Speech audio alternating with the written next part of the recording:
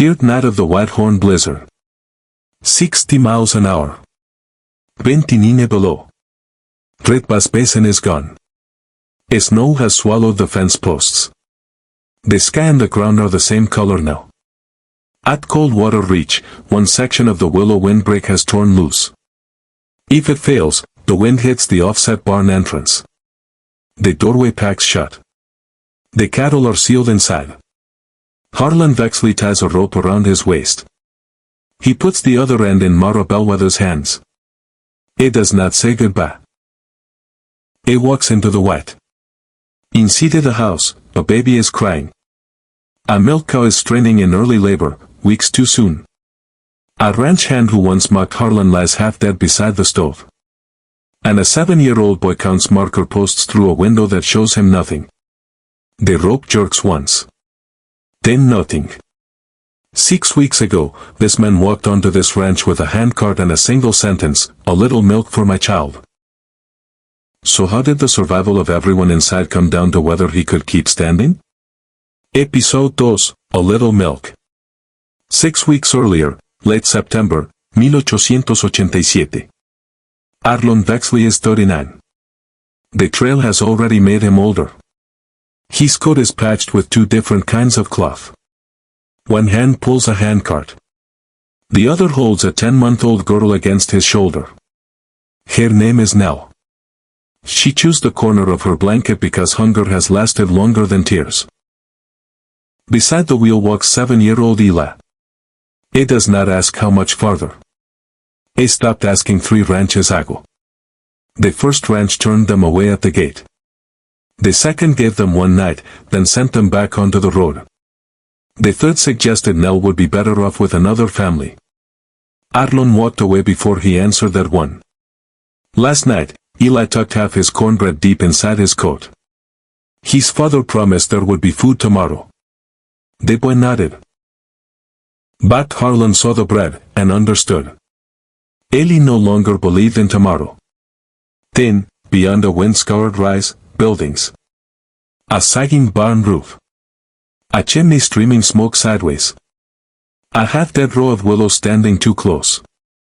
And inside a corral, milk cows. Still standing. A woman is breaking ice off the stock trough with the back of a hammer. It is far too early in the season for water to freeze. Her sleeves are rolled above her elbows.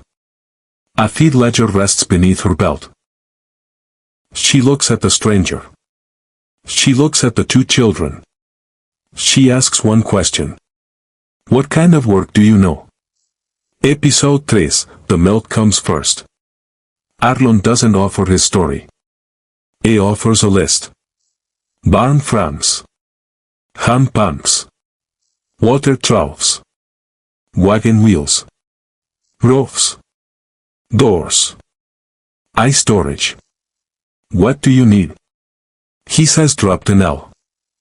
Give my kids milk. Let us sleep somewhere out of the wind. Eje fix what winter is about to break. Mara Bellwether glances toward her barn. What makes you think anything is broken? Arlon raises one hand.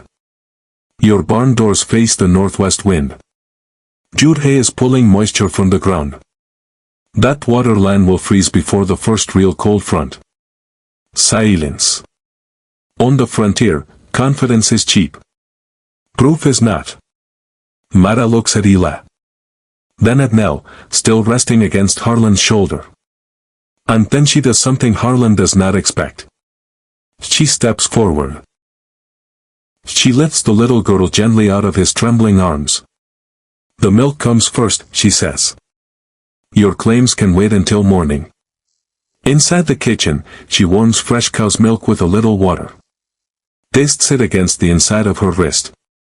A bowl of beef stew appears in front of Eli. Cornbread. Dried apples.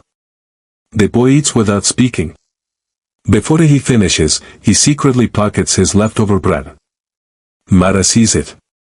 She says nothing. Instead, she quietly lays another piece beside his bowl. As though it had always been there. That night, Mara opens the old foreman's room. From a storage loft, she carries down an unfinished cradle. Her late husband, Colder, had started building it years ago. One rail was never sanded smooth. She kept it. All this time. Instead of burning it for firewood. Nell sleeps peacefully in the unfinished cradle. Eli falls asleep with his hands still guarding the bread in his pocket.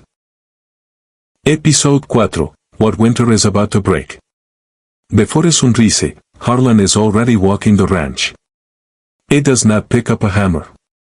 It does not move a single board. It watches first. A short strip of wool by the barn door shows him how the wind curls through the opening. It digs beneath the haystack and finds damp earth. It pours water into the trough and watches how slowly it drains.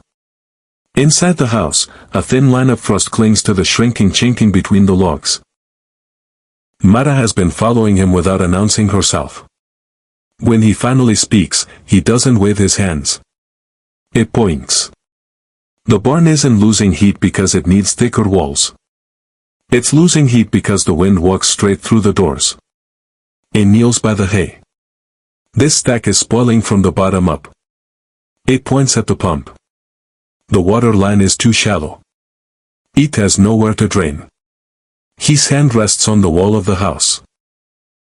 The chinking has pulled away from the logs. Finally, he looks toward the dying row of willow. Those trees are too close. Last winter, the snow drifted exactly where you needed an open doorway. Mara folds her arms. Calder planted those willows. Arlon shakes his head. He wasn't wrong. They work against spring winds. Winter storms come from a different direction. The trees stayed the same. The weather didn't. Some of the tension leaves her face. 6 weeks, he says. Water first. I second. Then the windbreak. The offset entrance. Fresh chinking. Marker posts before the first storm. Mara studies him. Then she points at the tool shed. You get 1 week. Then I'll decide whether you see problems or invent them. Episode 5, the first week. It begins with the jobs least likely to start an argument. The I first. Together, Arlon, Mara, Eli, they lift away the bottom layers. A sour smell rises. Worn, damp patches where moisture had been trapped against the ground. Arlon builds a raised crib. 8 inches high. From old pine rails already lying behind the shed. Then he divides the stack into smaller sections with narrower channels between them. Eli's job is simple. 8 inches, Harlan says. The boy measures each gap with a short piece of wood. It counts every space out loud. It is the most words he has spoken since they arrived. Next, the water line. Arlon opens a test trench. The pipe is barely 2 feet down. It should be 4 foot 8 here. And it needs enough fall to empty itself after every use. Mara studies the trench. We don't have time to dig the whole line. Then we don't. We protect the stretch between the well and the milk cows first. No argument. Used a shorter plan. That afternoon, Ruth Fenley, an old neighbor widow who quietly watches over families across the basin, stops by with goat's milk and news. Silas Clay has been asking about Mara's new man. She sets 2 loaves of bread on the table. She notices Eli's saved bread peeking from his pocket. She looks at Mara. Should I leave 1 loaf? Mara shakes her head. Leave 2. Episode 6, the willow wall. By the 3rd day, stakes mark the outline of Harlan's new windbreak. 34 feet northwest of the barn. Not in front. Not against. Far enough to weaken the wind before it reaches the buildings. An L shape. 7 foot 4 at its tallest. Lokhepole pine for the weight. Willow branches woven between the posts, but never tightly enough to stop every gust. That's when the horse arrives. Silas Clay climbs down without greeting anyone. The largest ranch owner in Redwash Basin. Mara's longtime rival. Years ago, after Calder died, Salas offered to buy cold water reach for a price Mara refused. Ever since, he has spoken about the ranch as though its failure were only a matter of time. He looks over the frame. Ismail's. So this is Vexley's willow wall. His boot nudges a post. All it'll do is catch snow and bury your barn. Arlon rests both hands on the post driver. If I build it too close, you're right. Silas frowns. If the distance matters more than the wall. It turns to Mara. Since when did a drifter become your engineer? Mara doesn't look away from the survey stakes. He is not a drifter. He is my foreman until the work proves otherwise. The words surprise everyone. Even Arlon. Silas laughs once, quietly. You'll still need my freight road once winter closes in. If you have business to discuss, Mara replies, put it in writing. Silas swings back into the saddle. He looks one more time at the unfinished wall. Winter will decide which one of us is wasting time. He rides away. Eli watches until the horse disappears over the rise. Then he looks up at his father. What if he's right? Arlon picks up the next willow pole. Then we'll change it before the snow does. Episode 7, What the Wind Actually Does. The first hard squall arrives sooner than anyone expected. Arlon ties narrow strips of cloth to the willow posts before the wind reaches the ranch.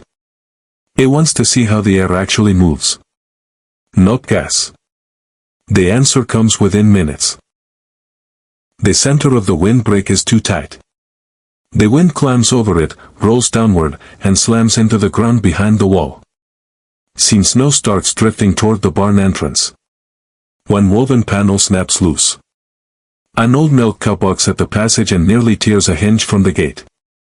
Across the basin, two of Salas Clay's hands stop their wagon long enough to watch. Harlan doesn't defend the mistake. It cuts away nearly a fifth of the willow from the middle section. Mara studies the moving cloth strips. Try weaving the next pieces on a diagonal, she says. Let the wind spread instead of fighting one flat wall.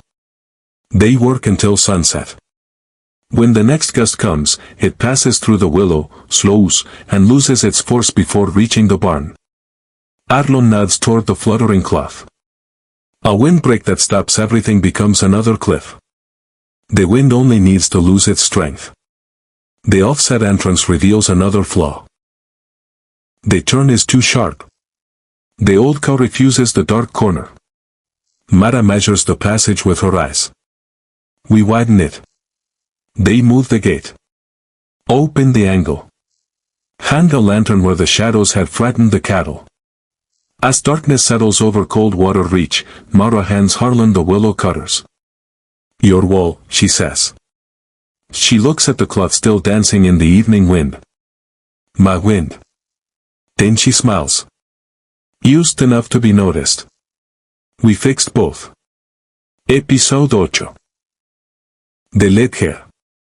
A week later, Edwin March, the county livestock inspector, rides into Cold Water Reach. He has heard Mara is rebuilding her barn before winter. He never laughs. He asks difficult questions. A tighter barn can trap moisture. Deep bedding can build ammonia. A hay crib can heat from the inside if the air doesn't move. A homemade water line can pull dirt back into the trough. That canvas curtain is safe only if it stays clear of the stove. Arlon listens without interrupting. They check the ridge vent. Feel the bedding. Measure the warmth inside the haystack. Inspect the distance between the canvas and the stovepipe. Examine the drain valve. Before leaving, March makes one request. Keep records. 3 weeks. Morning and evening temperatures. Firewood used. I-5. Barn moisture. Every time you break ice. Mara hangs a ledger beside the kitchen door. March points at the pipe where it passes through the wall. That crossing is losing heat. That section could become a cold bridge. I'll box it with drywall and wood, Harlan replies. March nods once. I don't believe your system will work. Arlon answers without offense. You should not. Not until it does. Mara hands a pencil to Eli. Write today's numbers. The boy carefully marks the first line in the ledger. From that morning on, facts would speak before opinions ever could. Episode 9, 2 tin cups. The first batch of chinking fails.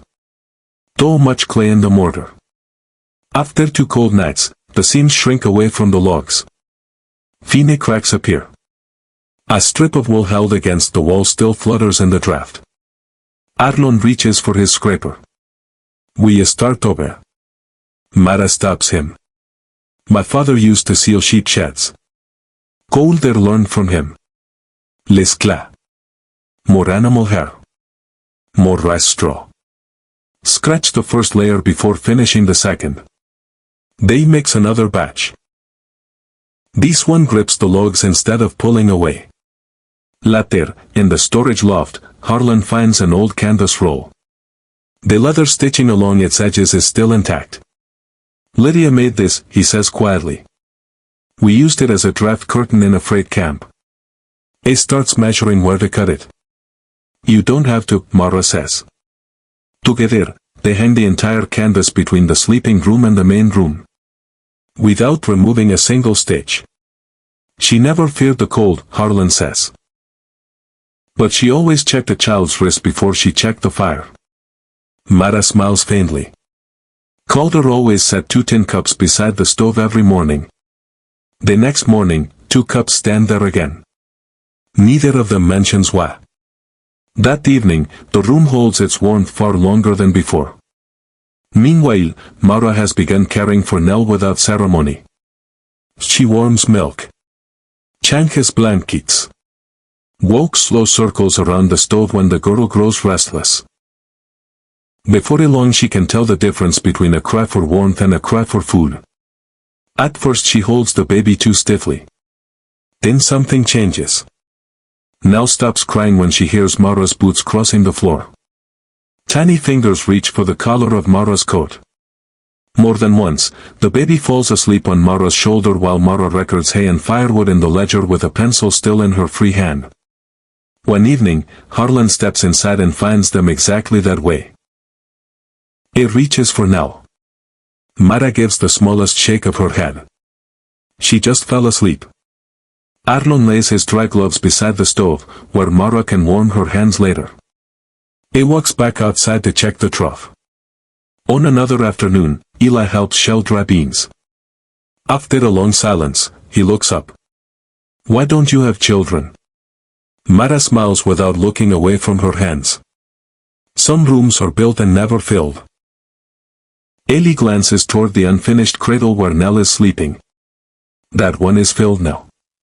The next morning, Harlan notices something he had been hoping to see for weeks. The usual leftover cornbread sits untouched on the table. For the first time since Lydia died, Eli went to sleep believing it would still be there tomorrow. Episode 10, the first test. The first real cold snap arrives before anyone is ready. By sunrise, the temperature has fallen to 12 above zero. The first honest test of everything they built.